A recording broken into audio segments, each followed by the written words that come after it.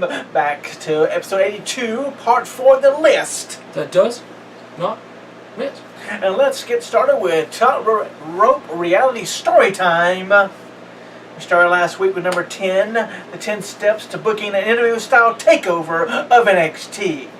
And last week's number 10 was Cesaro petitions William Regal for NXT job and match versus Finn Balor. This week, number 9, Damien Sandow and Curtis Axel versus Enzo Amore and Colin Cassidy. A week after Cesaro's loss, into Regal's office walks Damien Sandow and Curtis Axel. They tell Regal, we saw what Cesaro did, and we want an opportunity too. Our matches, our way, because we want to enjoy wrestling again. Regal says that he won't give them contracts like he did Cesaro, but that he will let them wrestle Colin Cassidy and Enzo Amore in the NXT main event. The match is happening, and as Enzo hits the top rope to go for his finisher, Cesaro runs out and proceeds to push Enzo off the top rope to the floor. This leaves Colin Cassidy in the ring with Cesaro, and now getting to their feet, Sandow and Axel, who engage in a triple threat beatdown, a triple team beatdown. The show ends, or however you want to say it, right? Yep. The show ends with Cesaro, Sandow, and Curtis Axel standing over Colin Cassidy with arms raised together. First there was one, now there's 3. This, ladies and gentlemen, is NXT TakeOver, if you will. It is, pretty much, yes. It is. So next week will be number 8, and I can only imagine where the next step goes. This is going to be interesting. Number 8 is titled Enter Samoa Joe. Enter Samoa Joe. And he's already in NXT, so hopefully he can help Colin Cassidy in this battle. Because now Enzo Amore is probably hurt. He got beat down. But we will see next week. So did Colin Cassidy. Oh boy. On our story time with Top Rope Wrestling. It's the TRR story time. And now we're going to rebook again, folks. This week we're going to rebook Continental Wrestling Federation, one of their main shows. So they ran weekly shows here. So I looked over the shows and I picked out one, and this is the one we're going to rebook. We have 8 matches. 8. And our first matchup is a singles match. Yes, it is. With Shelton Benjamin, which was your pick, taking on my pick of AJ Styles. And with the way that the coin toss fell, I got to pick the winner of this. And ladies and gentlemen, and what I feel is an upset, former Intercontinental Champion beats former IWGP Heavyweight Champion AJ Styles. I believe that even in this territory, that this would be an upset. Oh, I believe it would be an upset. I mean, you got Shelton, who hasn't done as much as AJ. Yes. So he would be a little bit below AJ. And of course, if we look at Shelton's career path now, he's been more considered a top prospect in the tag team divisions of wherever he went. Yes. Whereas AJ's always really been a singles guy. He has been. And match number 2 on the Continental Wrestling Federation card, it is another singles match. It is Brad Armstrong. Your pick. My pick. Your pick. My pick. That is true. Brad Armstrong is my pick. Taking on my pick, the one-man gang. Boo! Okay. Probably scared half the neighborhood just then. And another major upset. Brad Armstrong picks up the win over the one-man gang. Yes, that's huge. He probably got a good old hashtag roll up, baby. And that's why he went to WWE and became a king. Exactly. He ran away in shame. And the third matchup was a tag team encounter, if you will, with one of the best, most revered tag teams in the business. America's, I almost said Top Rope Wrestling for no reason. That just almost blurted out. I don't know how that happened. America's Most Wanted, AMW, a fan favorite amongst Southern wrestling fans. And who is the AMW? That is Wildcat, Chris Harris, and James Storm, the Cowboy. James Storm. Yes. And that was your pick? Yes, it was. Yes, taking on my pick of the second incarnation of the Pit Bulls, the WWE's incarnation of the Pit Bulls, Jamie Noble and Kid Cash. Yes, they may be small, but they will grab you and they will get you. And would work. It would work. I think they would work a lot better in NXT today than they would have back then. Yes. They They were a few generations ahead of their time. They were on Velocity and stuff like that. They were never, They were never given a real push in WWE, but I believe that in a territory like this, that Jamie Noble and Kid Cash would thrive. Yes. Especially in that Southern style, they could piss off a lot of people. Yes. And then the fourth matchup. For the winners. Oh yes, AMW, fan favorites. American Most Wanted wins the matchup. Next up, we have the United States Junior Heavyweight Championship is on the line. The champion, Bobby Eaton, Beautiful Bobby. your pick, taking on my pick, Buff the Stuff Bagwell. And the winner and still United States Junior Heavyweight Champion, beautiful Bobby Eaton. And the fifth match was a singles match for a women's match, not a women's title. No. A women's singles Because Continental match. did not have women's championships. No, probably didn't have a lot of women wrestling. Like hardly ever. But in the singles match with the women fighting, we had Lita. Since we're rebooking it, we put women on the card. Exactly. We have Lita taking on Luna. A woman with the L is going to win for sure. That's true. Your pick was Lita, my pick was Luna. Ladies and gentlemen, and the winner of this encounter is Luna Vachon. Shocker. Shocker. Up next was for the CWF Tag Team Championships.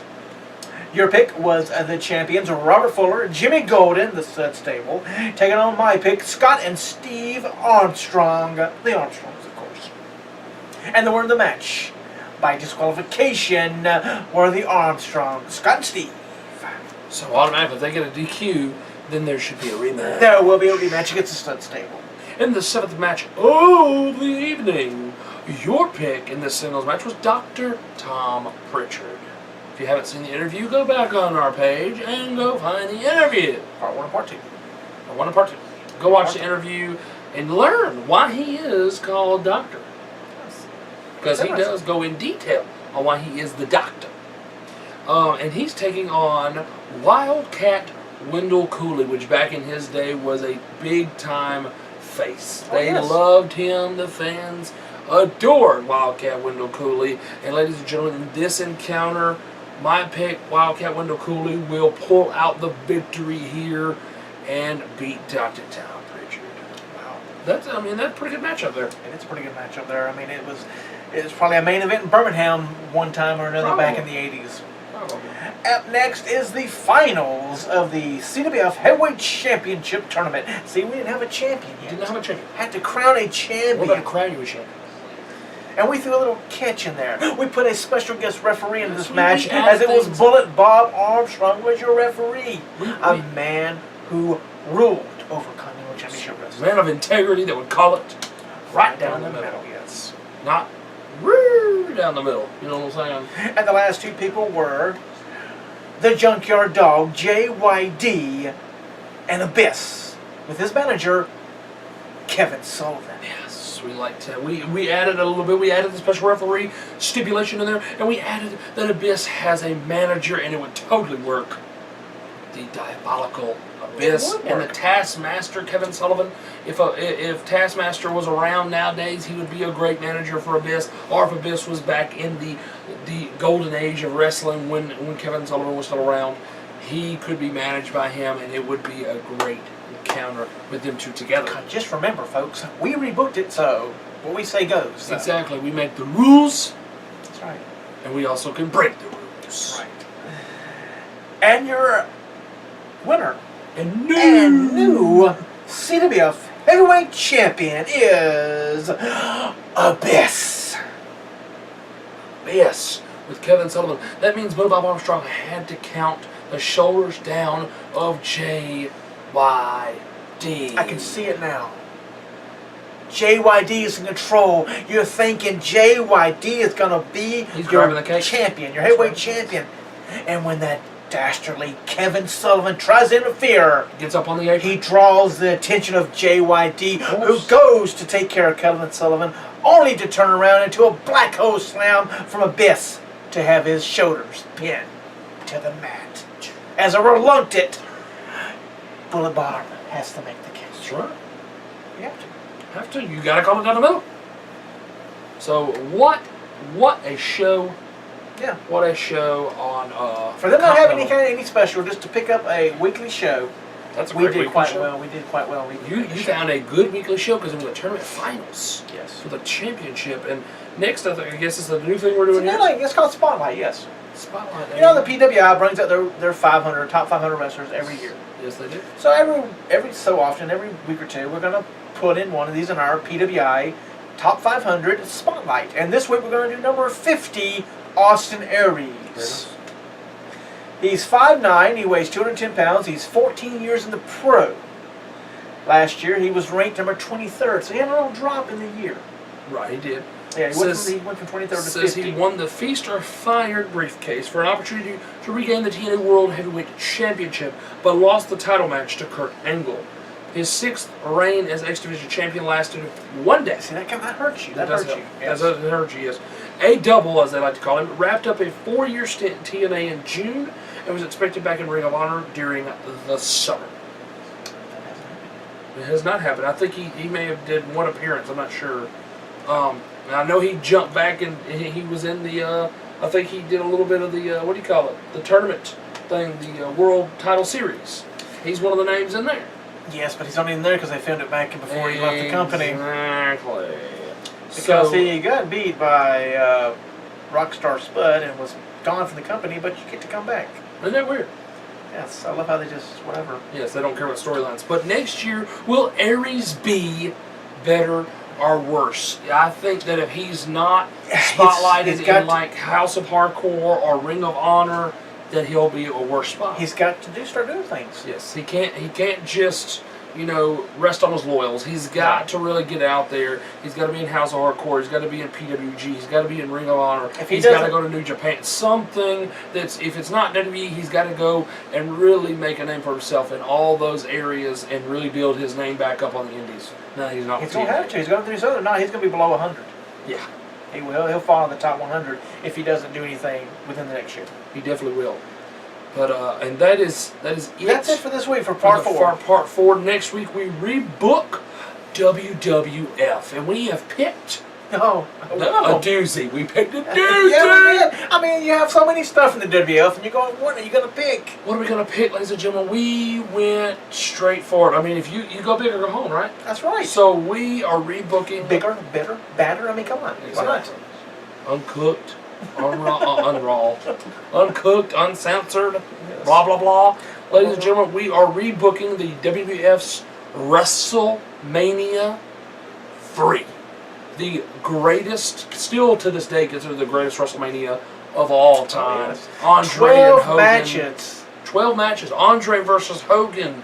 Ricky Steamboat versus Randy Savage. But what will we do when we rebook it? What will we do? We will be changing it up. It's not going to be the same. The matches will not be the same. So how are we going to change WrestleMania 3 to still make it just as memorable, just as great? That's going to be interesting. Also, pay-per-view review of Survivor Series 2011, 2012, 2013, 2014. We are right there at the cusp. Yes. It's about to be 2015 Survivor Series, and we timed it out.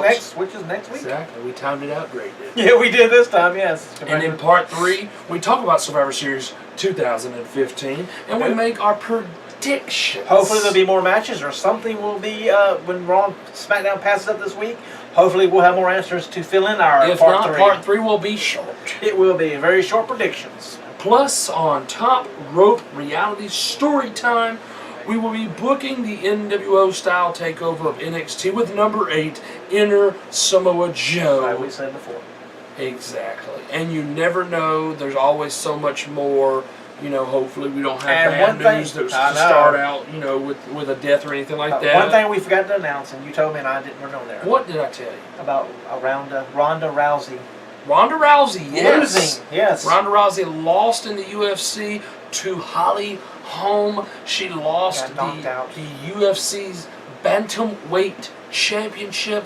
I don't know if you saw the video. She got knocked out. Yeah. Let me tell to the you. hospital. But they took her to the hospital because she split her lip. I did watch the interview with Dana White. There's no serious injury, but they're going to have to sew her lip back together. She split it. She split it right now.